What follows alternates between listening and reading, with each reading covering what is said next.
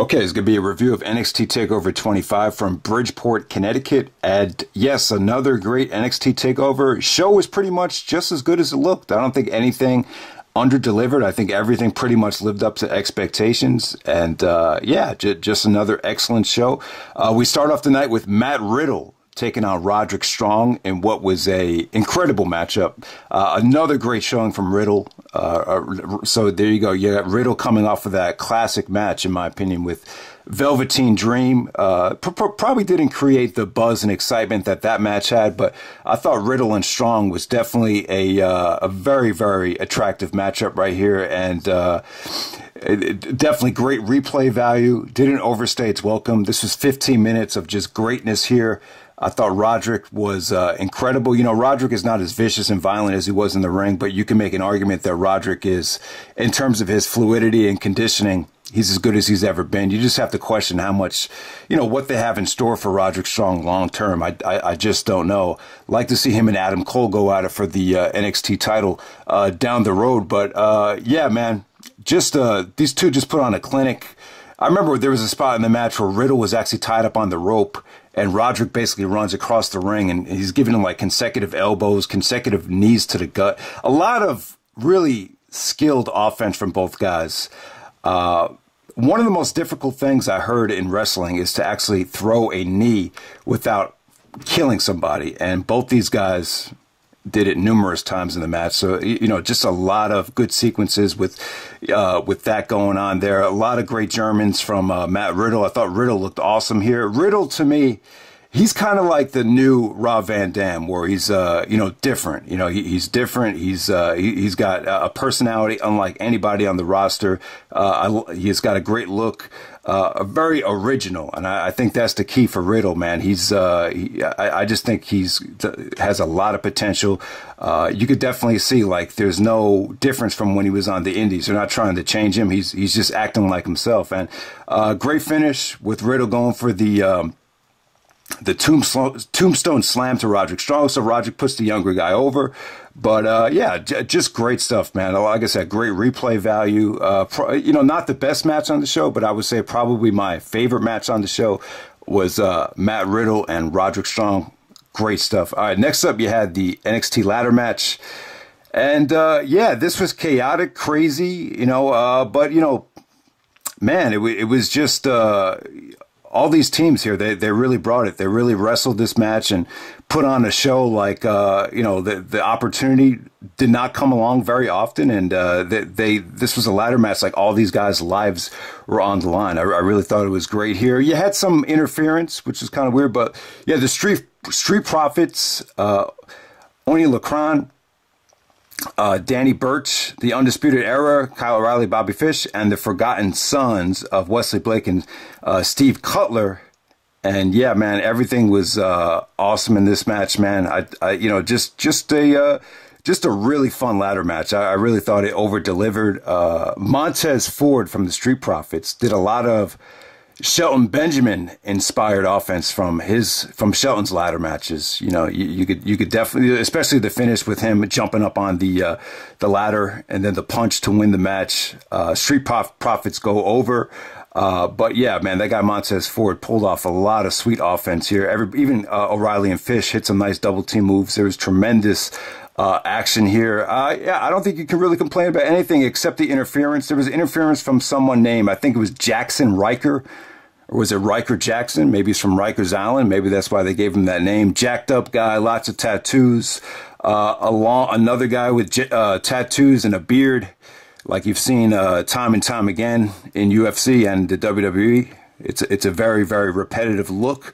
But, you know, he was trying to kind of ruin the match, and then all the teams joined up together to take him out, and it got a great babyface reaction. You know, the fans were just rooting for a great match here. They just didn't want to see the match get, you know, upended by some interference, and it was pretty cool the way they took him out of the match. And then Montez Ford wins the tag team titles for the Street Profits, and you got a nice little celebration there. So yeah, definitely good stuff. Next up, you have Velveteen Dream taking on Tyler Breeze for the NXT North American Championship. Yeah, probably the match that probably most over-delivered. Didn't have high expectations for this. Haven't seen Tyler Breeze wrestle in a while. I guess you could make a case that he kind of flopped when he came up to the main roster. So you know, he kind of wrestled this match like a... he kind of reminded me a little bit of Jimmy Rave in this match. If you guys haven't seen Jimmy Rave in Ring of Honor back in the day, he kind of had this mentality. He went through a phase where he was kind of playing like Jimmy, you know, this is not Jimmy the loser anymore. I'm out for redemption. And he just wrestled this match like he was trying to prove something. Kind of resorted to being more of a dirty wrestler or you know, kind of using his brain and being more methodical here. And, you know, it worked out well, man. I thought both of these guys put on a great match. There were some great transitions with Christian's Unprettier, which got a lot of near falls. Crowd loved it. There was some great facial reactions to the crowd with how exciting the match was. Velveteen Dream with the sweet Death Valley driver into the Macho Man elbow drop finish. Velveteen Dream's got a lot of charisma, man. Very flamboyant. This was kind of like the battle of the flamboyant wrestlers right here. The black one versus the white one. And, you know, it kind of had that feel to it. And, yeah, I thought this was great stuff, you know. Just excellent stuff. I give it 4 stars. I thought the match was that good.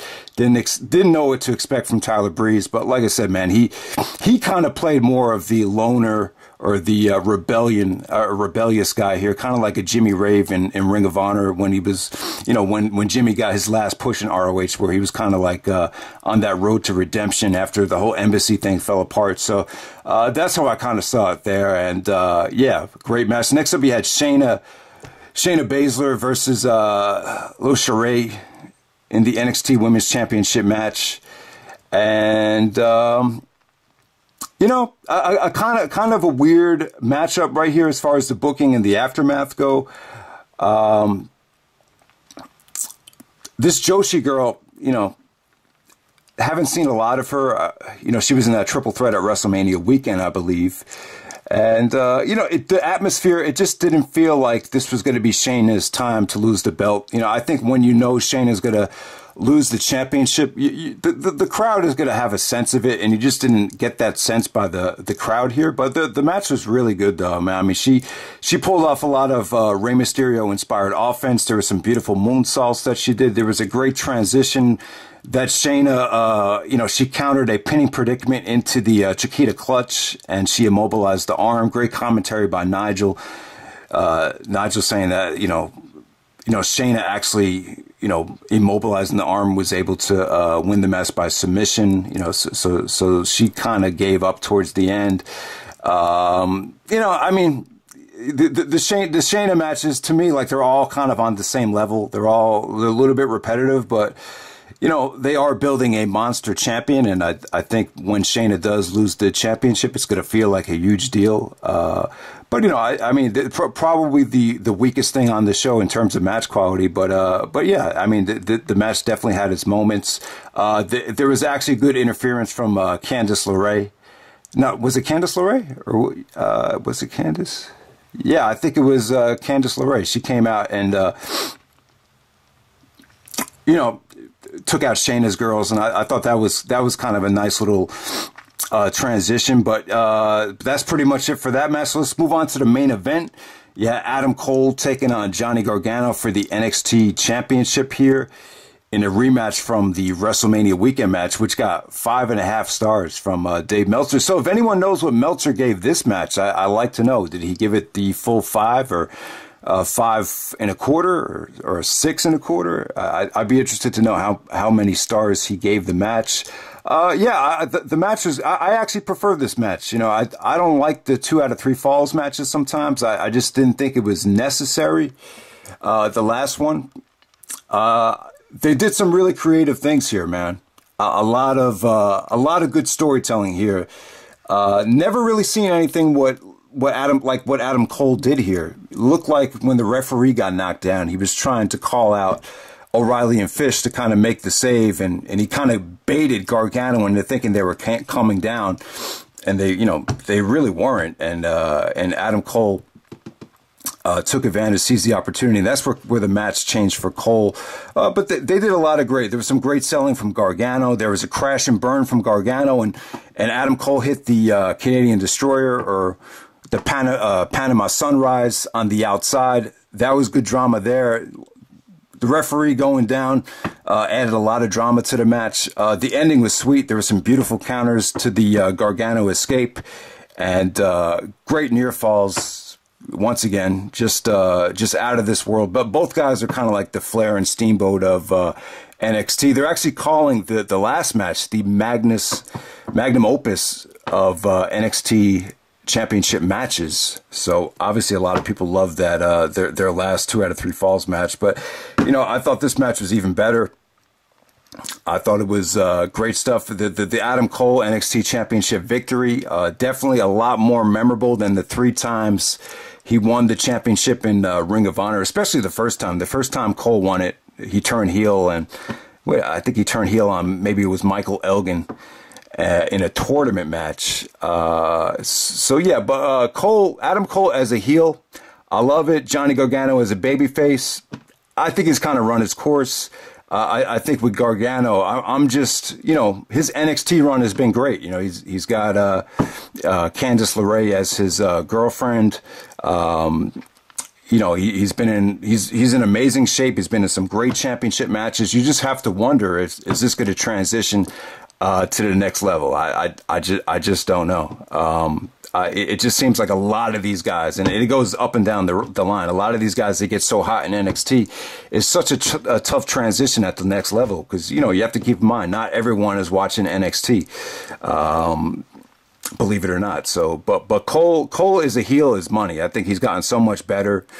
You know, I wasn't the biggest Adam Cole fan in Ring of Honor, but, you know, I would say going in the Final Battle 2016, he really hit his stride in terms of promos, and he definitely hit his stride as a heel, and there's no coming back now. But yeah, Adam Cole is NXT champion. I think down the road you could see, you know, Roderick and maybe Kyle O'Reilly turn on him. You know, Cole versus O'Reilly, Cole versus Strong, Adam Cole versus Matt Riddle. These are all matches that I think a lot of people want to see. Even Adam Cole versus Velveteen Dream. That could be a lot of fun down the road. So we'll see how long the Adam Cole NXT Championship reign lasts. With Gargano now, I mean, it's been great. You know, it's been awesome. You know, ever since he won the belt in Dragon Gate USA, you know, he's pretty much been on a roll. But, you know, Gargano is a babyface, though. I just think it's kind of run his course. I actually prefer both guys as heels. But, you know, if you're going to pick one to play a babyface, I guess you have to go with Gargano. So that's pretty much what it was there. Everything was great here. Riddle versus Strong, this ladder match, Velveteen Dream, Tyler Breeze. The Shayna Bazler match, yeah, it was pretty much just as good as some of her other stuff. I mean, all her matches are pretty much on the same level, though. So, yeah, Adam Cole and Gargano was match of the night. If I had to pick one match as my favorite match, though, I say Riddle versus Strong. So that's pretty much it, guys. The show was pretty much as good as you would expect. Nothing disappointing. Nothing really exceeded my expectations. But I thought everything lived up to the hype without a doubt. So that's pretty much it, guys. And yeah, all right. Let me end the video like this. Out of the 3 main shows, you have Money in the Bank, you had the Double or Nothing All Elite Wrestling show, and then you had NXT Takeover 25. So out of all of them, what do you think was the best show? I'd probably say NXT Takeover 25. I didn't see Double or Nothing, but it just seems to me like the one mistake that AEW made was there was just too much WWE talk after the pay-per-view was over. Too many shots at WWE, and I you know, you always hear this from a lot of different people. I think the one recommendation is that, you know, the key to putting on a successful company, or the key to, you know, making the transition, is to just not acknowledge the WWE. I think Ring of Honor went downhill when they sold the company to Sinclair, and it always seemed like around that time everything was WWE related. Everything was like a transition or a counter to the WWE. I'm just saying that I think the best thing to do is just ignore them and just focus on the product. You know, when you got Moxley coming back, taking shots at WWE, you got guys coming out with the entrances that are, you know, taking shots at the WWE. It's just, you know, sometimes that gets more attention than the actual product. So I just think the best thing to do is just focus on the product. Just forget about what's going on in the WWE. That seems like it's the best. That's the best way to go about that. So yeah, that's pretty much it, guys. I probably, if I had to put money on it, I think most of you guys would agree NXT Takeover was better than Money in the Bank and Double or Nothing. But yeah, you have Super Showdown next week. That looks like an interesting card. Actually, there looks like there's some pretty interesting matches on the card. I just hope it's not as watered down as some of the other pay-per-views from overseas from last year, but we'll see what happens there. You got Goldberg versus The Undertaker, so that should be interesting.